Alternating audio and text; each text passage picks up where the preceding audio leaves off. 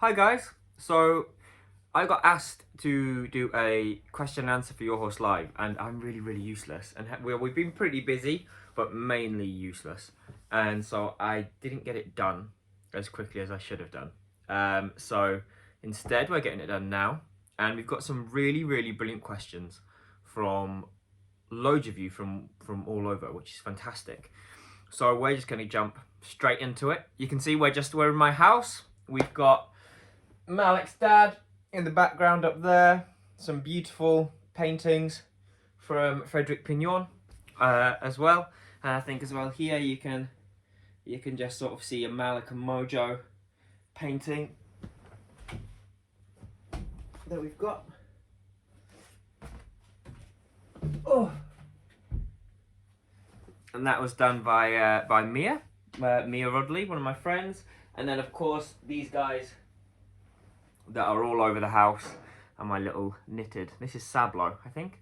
Yeah, white sock, Sablo. Got all my horses I have dotted around the house in different places. So it's great. It's a pony madhouse. It's really great. If you don't like horses, my house probably isn't the place for you. So the first question I've got is from Tina Taylor in Kent. And it's, how did you come to have the horses you have currently? Were they handpicked with either stunt work or liberty in mind? Or, as can be the case sometimes, you just come across the right horse at the right time? It's quite a... Yeah, the horses that we have, we very... When I say we, I mean me and my dad, me and my family. We very rarely go out looking to get a horse. Like, as in, we wouldn't... I can't remember the last time we went out thinking, oh, we need to buy a horse. Generally, what we're doing is we're keeping them near to the ground. We'll try and get young horses wherever possible, and then we can be bringing them on. We can be, like, you know, letting them grow up. We don't really... Carriage horses maybe get sort of picked and given that job from the start, just because of their builds and their types of training. But most of the time, especially if it's my personal horses, so like, you know, my Malik, Mojo, Sablo, Spirit, like, you know, my team, I get horses that are cheap, Yorkshire, and apart from that, then the other things that I'm trying to do is I'm just getting horses that I feel like I've got a good mind, kind horses. I do like a horse that's very sharp. I like a horse that's sharp through nature and not through nurture. So I want a horse that would survive really well in the wild. One that's like tuned in and looking at everything all the time, but not one that's been made scared of people. I have a few horses that have been made scared of people before they came to me, but you know, that's not ideal for what we're doing. I think that kind of answered the question. I'm not entirely sure. Next question is Caroline Nicholas from Cambridgeshire. Aside from riding, what do you do to stay fit? I am addicted to running. I run and run and run. It's about 18 kilometers from my house here to the yard where the horses are at. And like today, I ran to work. And I also do a lot of gym work. I quite like CrossFit. I like so CrossFit, it's like Olympic weightlifting and gymnastics, and it's great. It's testing various different, you know, skills in various different time zones, so it doesn't get boring either. And then apart from that, I listen to a lot of audiobooks, and I like cooking, but I don't do a lot. If you want to do what I do, this is what you do. And it's also what I want to do. My perfect day is to be at home training my horses. I wouldn't want it any other way. It's not like I need a holiday or need time off from these things. Okay, next we've got Debbie Smith from Newcastle. Have you ever had a horse you couldn't train? How long did you try before you realised, or can you generally tell quite soon if the horse is trainable or not? So, this is a question we get asked a lot. no horse cannot be trained. Every single horse can be trained. I'll say that again. Every single horse can be trained. Do you want to train it? That's it. That's the crux of it. Can you be bothered to put the time in? That's the only thing. Are you willing to put the time in, and are you willing to put the patience in? Remember, when it comes to training anything, training horses, training ourselves, it doesn't work until the time it does. So every time you've tried to ride a bike as a child and you fell off, it never worked, and then one time it did.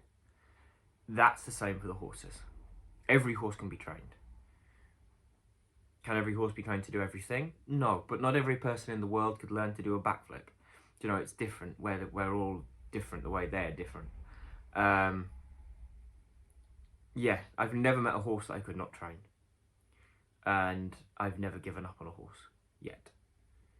I say yet because who knows? I'm 27, I've got my whole life ahead of me, but not yet. I think really it's a matter of, do you have the patience and persistence to see it through?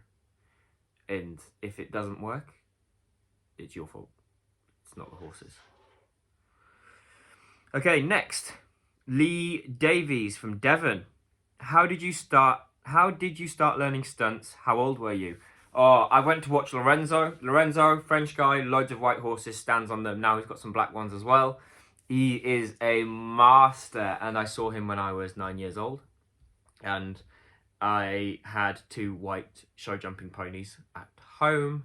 And so after watching his performance, I came straight home and jumped straight in with it, and was straight away onto it, standing on my 2 ponies and going for it. That is not how I would advise anybody else to try and get into this industry. I would advise everyone gets a teacher.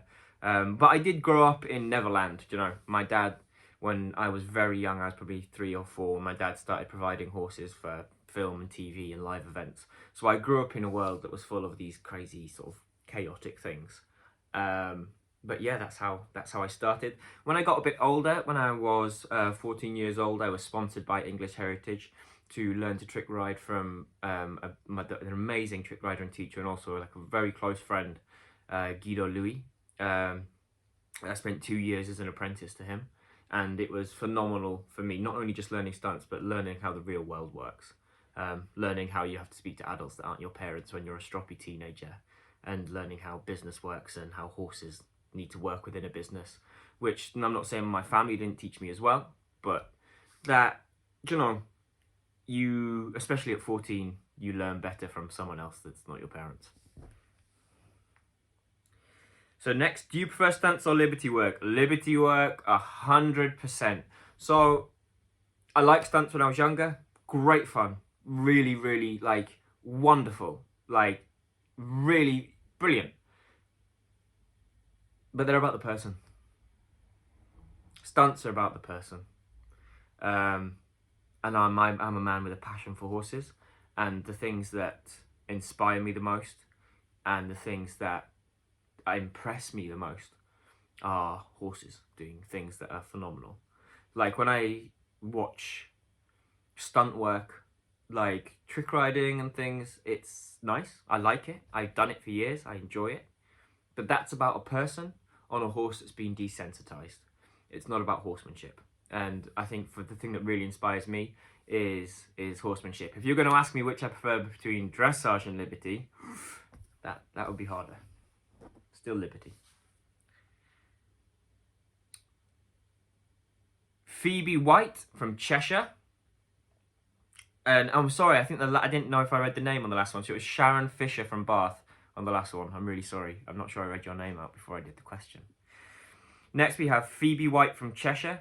What's the best advice you would give to get a horse to trust its owner? Very, very, very, very, very hard. I am happy to help people with advice with horses and things like this. Best thing you can do, send me a video. Send me a video on email, on Instagram, on Facebook.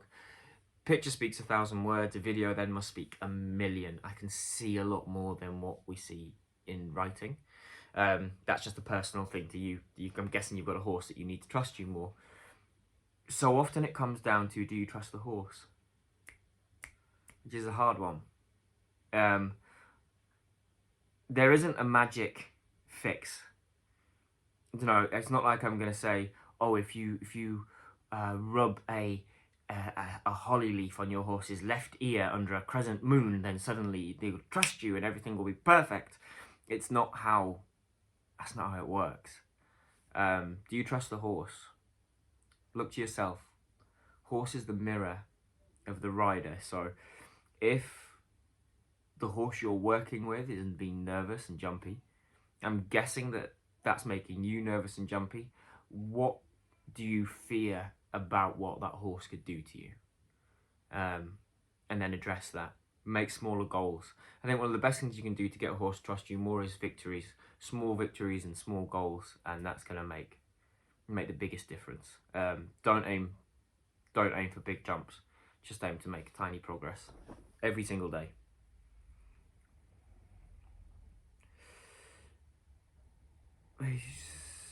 Tanya from Harrogate. Ooh, almost local. Okay, where did you get your horses from? Is there one thing that you look for? Are they all youngsters? No, they're not all youngsters. They're definitely not all youngsters. We get horses of all ages. I mean, some we've taken on horses in their 20s before. We've taken on lots of horses in their early to late teens, depending on what we needed them for and what, you know, and the circumstances. I've had horses from friends. I've had horses from, you know, rescue things. So we're not always just looking for youngsters. For me personally, yeah, 3 years old. 3 years old is perfect, unless I've got room in the fields, in which case, get me them as young as possible, just so I can nurture them, I can see their lives, I can see how they grow. If I've got a horse that's very dominant, then I might try and put him in a paddock with other youngsters or with older horses that would teach them better manners. Remember, yours and your horse's relationship is fantastic, but no one will ever teach your horse how to be a horse like other horses will. We look all over, really. I've got lots of horses from Spain, but it's not like I go looking out for that. Like I keep saying this, but cheap. I don't have loads of money. You know, normal person, just like the rest of everybody else. Like, you know, my lorry doesn't even have a living in it. Like, so we're not spending big cash on stuff. It's just we keep an ear to the ground and we pick up the gems in the sand when we see them. What's Charlie Dawes from Newport? What's been the hardest thing in your performances to learn? To stay calm. Stay chill. Be the same laughing, fun person that you are when you're at home and playing with horses with friends. When you're out in the arena in front of dozens, hundreds, thousands. The horses feel the difference in the tension, and it takes a lot of time for you to learn to relax and get on with that a bit more.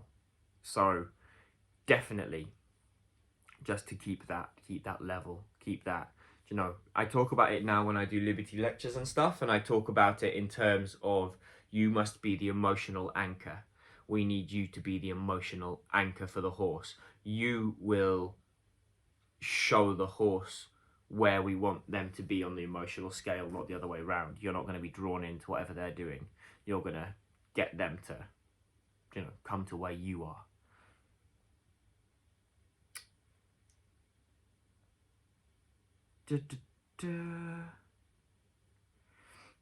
Sorry, dyslexic reading sometimes just baffles me, even when it's just people's names, especially on camera. I've just realised that was a really long pause. Okay, so next it's Sarah Dunn from Colchester.